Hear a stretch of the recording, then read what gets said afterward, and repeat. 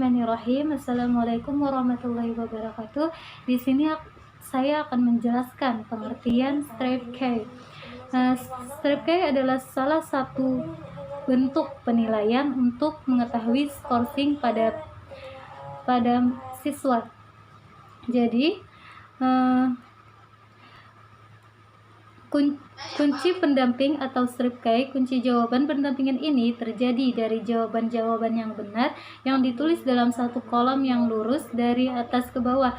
Adapun cara menggunakannya adalah dengan meletakkan kunci jawaban tersebut berjajar dengan lembar jawaban yang akan diperiksa. Lalu cocokkan apabila jawaban yang diberikan oleh tes T benar maka diberi tanda tambah, dan apabila salah diberi kurang. Yang kedua, kunci berjendela atau window K. Yang pertama, ambillah lembar jawaban yang masih kosong. Yang kedua, pilihlah jawaban yang benar dilubangi sehingga seolah-olah menyerupai jendela.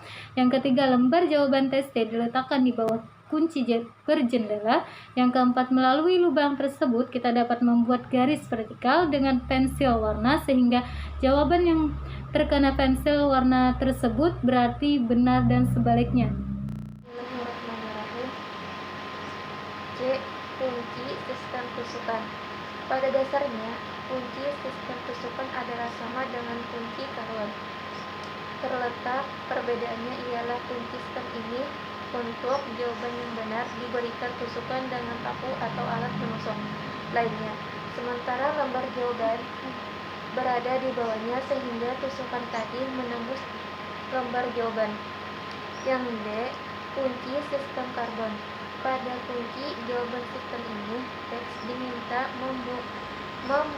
membubuhkan tanda tilang atau X pada salah satu jawaban yang mereka anggap benar, sehingga kunci jawaban yang telah dibuat oleh teks tersebut diletakkan di atas lembar jawaban yang sudah ditumpang karbon, sehingga memberikan lingkaran pada setiap jawaban yang benar, sehingga ketika diamukkan akan diketahui apabila jawaban yang berada di luar lingkaran berarti salah, sehingga yang berada di dalam adalah benar. Metode sampel additive weighting. Metode sampel additive weighting dapat diartikan sebagai metode pembobatan sederhana atau penjumlahan terbobot pada penyelesaian masalah dalam sebuah sistem pendukung keputusan.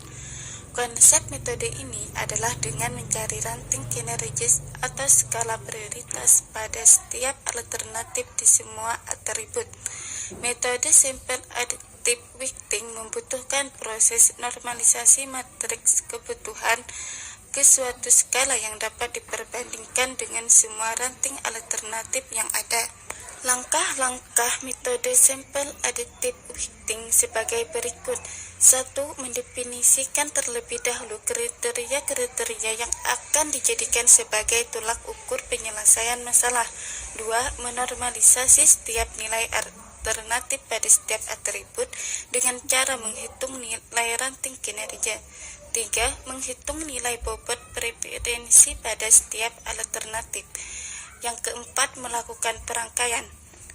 Rumus yang digunakan pada metode sampel additive weighting yaitu menghitung nilai ranting kinerja RIG sama dengan XIG per max EG jika G adalah atribut keuntungan dan min XIG per XIG jika J adalah atribut biaya cost.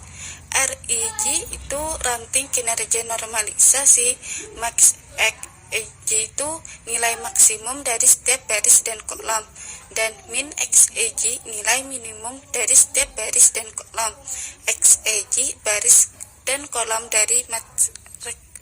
Bagian F yaitu teknik penentuan SKBM atau KKM didasarkan pada tingkat kompleksitas, tingkat kemampuan daya pendukung, dan menggunakan skala menggunakan rentang nilai. Menurut Kunandar, kriteria ketuntasan minimal adalah kriteria ketuntasan belajar yang ditentukan oleh satuan pendidikan pada awal tahun pembelajaran dengan memperhatikan intake atau kemampuan rata-rata peserta didik, kompleksitas materi, mengidentifikasi indikator sebagai penanda tercapainya kompetensi dasar, kemampuan daya pendukung, berorientasi pada sarana dan prasarana pembelajaran dan sumber belajar yang dimiliki satuan pendidikan. Kriteria ketuntasan minimal merupakan kriteria terendah yang digunakan pendidik untuk menyatakan peserta didik tersebut tuntas atau tidaknya peserta didik pada suatu kompetensi dasar atau mata pelajaran tertentu. Penentuan KKM dirumuskan setidaknya dengan memperhatikan 3 aspek, yaitu kompleksitas materi atau kompetensi, yang kedua kualitas peserta didik, serta guru dan daya dukung satuan pendidikan. Pertama, aspek karakteristik materi atau kompetensi, yaitu memperhatikan kompleksitas KD dengan mencermati kata kerja yang terdapat pada KD tersebut dan berdasarkan data empiris dari pengalaman guru dan pembelajaran KD tersebut.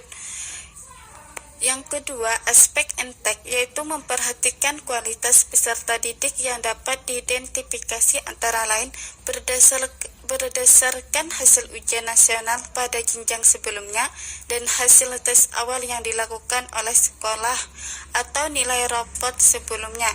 Yang ketiga, aspek guru dan daya dukung antara lain memperhatikan ketersediaan guru, kesesuaian latar belakang pendidikan guru dengan mata pelajaran yang diampu kompetensi guru, misalnya hasil uji kompetensi guru, rasio jumlah peserta didik dalam satu kelas. Untuk menetapkan KKM dapat dilakukan dengan menafsirkan: 1. Menggunakan penilaian skala, yaitu memberikan poin pada setiap kriteria yang ditetapkan. Kedua, menggunakan rentang nilai pada setiap kriteria yang ditetapkan. Dan ketiga, dengan memberikan pertimbangan profesional judgment pada setiap kriteria untuk menetapkan nilai.